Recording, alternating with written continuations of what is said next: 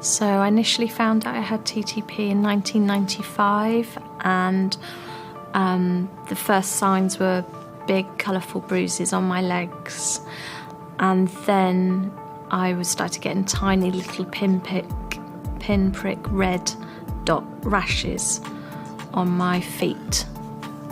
So common symptoms of someone experiencing TTP, so common symptoms are recorded as being confusion, bruising, pinprick rash, stomach upset, headaches. These are the range of things that can be indicative of a TTP episode. So when I was admitted to hospital, I had full blood counts done every day. It was about a week before TTP was diagnosed, so it was really simple tests, and they were just watching me every day. It was about a week in total from when I first went to the GP to when TTP was diagnosed. The first time I had TTP, the treatment was a really old-fashioned form of plasma exchange using a dialysis machine, and so I had that with fresh frozen plasma every day for at least a week. And I also had steroids, prednisolone and folic acid. They were the core treatments.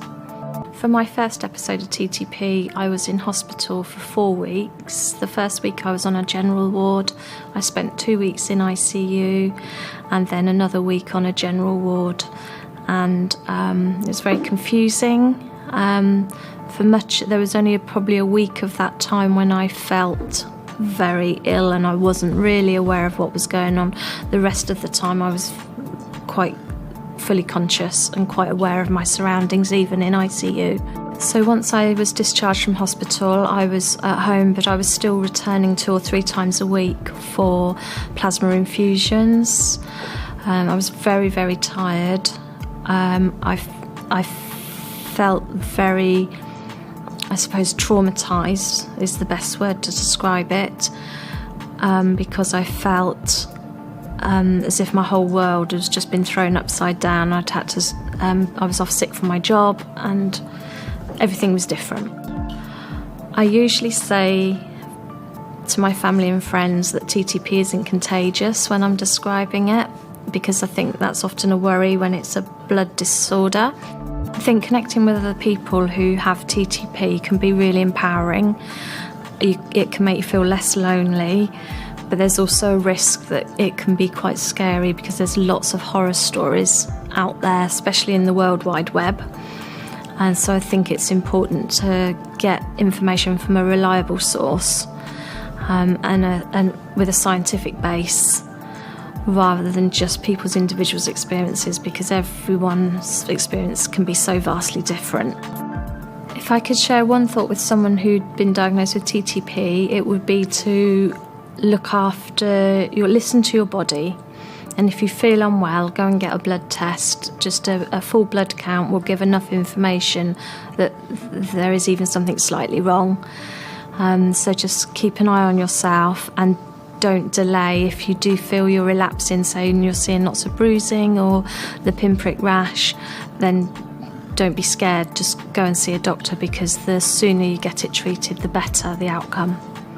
So my life has changed completely. I think it's split into before TTP and after TTP.